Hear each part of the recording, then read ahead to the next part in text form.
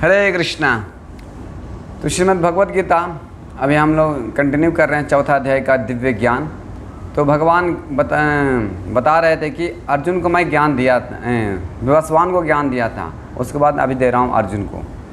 तो अर्जुन फिर पूछे थे सवाल कि आप कब दिए थे, अब तो अभी आए हैं भगवान, तो विवस्वान तो पहले थे, अभी आप कैसे हैं? तो भगवान बोलते हैं नहीं नहीं, मेरा जो शरीर है अविनाशी है, अव्यय है, लेकिन जो जीव का जो शरीर होते हैं वो शरीर चेंज हो जाते हैं, मरते हैं तो शरीर दूसरा, आत्मा जो है दूसरा शरीर में चले जाते हैं। दूसरा अध्याय हम लोग पढ़ चुके थे, आत्मा जो कभी मरती नहीं है, तो शरीर जो है आत्मा चेंज कर लेते हैं, लेकिन भगवान का शरीर चेंज नहीं होता है। इसीलिए आज का टॉपिक है कि जीव का जन्म और भगवान का जो जन्म आविर्भाव वो किस प्रकार, क्या है इसके अंतर। तो यहाँ पे बताते हैं अजोपि सन्यात्मा भूतानाम ईश्वर अपि सना प्रकृति स्वादिष्ठाया संभवानी आत्माया। इसका अनुवाद इस प्रकार है, यद्यपि मैं अजन्मा तथा अविनाशी हूँ और यद्यपि मैं समस्त जीवों का स्वामी हूँ, तो भी प्रत्येक युग में मैं अपने आदि दिव्य स्वरूप में प्रकट होता हूँ। हरे कृष्णा। तो अभी बता रहे हैं कि मैं वही अविनाशी शरीर हैं, वही रूप में मैं प्रकट होता हूँ और अव्यय है, इसका कोई अलग नहीं है, वही शरीर में प्रकट होता हूँ। हालांकि मैं अजन्मा हूँ, हालांकि पूरे ब्रह्मांड में अलग अलग अभी भगवान के जन्म दिन मनाते होंगे, अलग अलग ब्रह्मांड में भगवान लीलाएं करते रहते हैं। जैसे सूर्योदय हैं, सूर्योदय अभी तो इतना अभी सूर्य उगा हुआ, हम सूर्योदय है, अभी दिन का समय है, तो सूर्य इधर है अभी भारत में, अभी दूसरा कहीं देशों में अंधकार होगा, सूर्य वहाँ दिखाई नहीं पड़ता होगा। तो इस प्रकार से सूर्य जैसा अस्त होते हैं, तो कहीं उदय होता है, तो कभी अस्त होता है, तो कभी उदय होता है। इस प्रकार से सूर्य को ऐसा नहीं बोल सकते हैं कि वो सूर्य नहीं है। तो उसी प्रकार से भगवान भी अलग अलग ब्रह्मांड में कभी आविर्भाव हो रहा है, तो कभी तिरोधाव हो रहा है, तो अनेक अनेक लीलाएँ करते रहते हैं। अनंत कोटि ब्रह्मांड है, तो भगवान ऐसा करते रहते हैं। ऐसा नहीं समझिए कि एक ही भगवान अनेक अनेक विस्तार करते हैं। पिछली बार पढ़े थे, ब्रह्मा जी बताते हैं कि अद्वैत अच्युत आनंद अनंत रूपम, तो उनका अनंत रूप है, अद्वय है, वो अलग अलग नहीं होते हैं। इस प्रकार से वो पूरे सारे इसमें बताया जाता है कि अजन्म होते हुए भी जन्म लेते हैं। कैसा?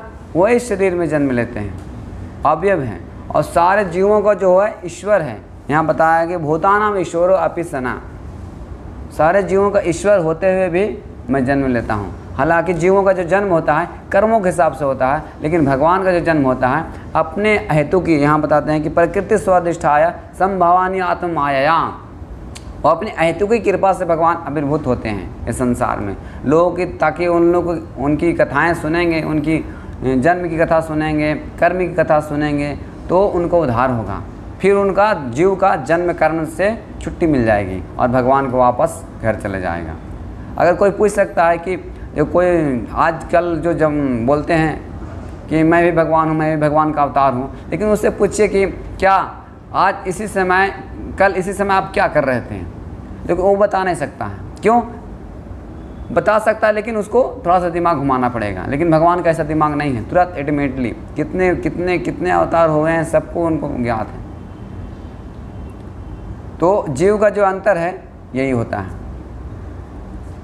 उनको पिछले जन्म का याद नहीं रहता है, यहाँ तक कल के आज के मतलब उसको याद नहीं रहता है, तो पिछले जन्म को क्या बात है। तो भगवान ऐसा नहीं है, भगवान का शरीर सच्चिदानंद है, भगवान कभी शरीर चेंज नहीं करते हैं। जब भगवान देव की वासुदेव के सामने प्रकट हुए थे, 4 भुजाओं में प्रकट हुए थे, तो 4 भुजाओं में प्रकट होने के कारण उनको बतलाए थे कि तो आप लोग जो तपस्या किए थे पिछले जन्मों में, याद दिलाने के लिए मैं 4 भुजाओं में प्रकट हुआ हूँ।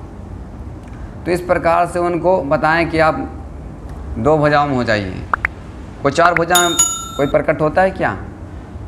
नहीं होता है। तो भगवान के जो दिव्य है जन्म और कर्म है, वो उनकी कथा सुनने से हमारा जो जन्म कर्म की जो कथा है वो ख़त्म हो जाएगी। तो इसीलिए हमें बताया गया है कि स्वादिष्ठाया संभवानी आत्माया, अपनी अहेतु की कृपा से भगवान इस संसार में आते हैं।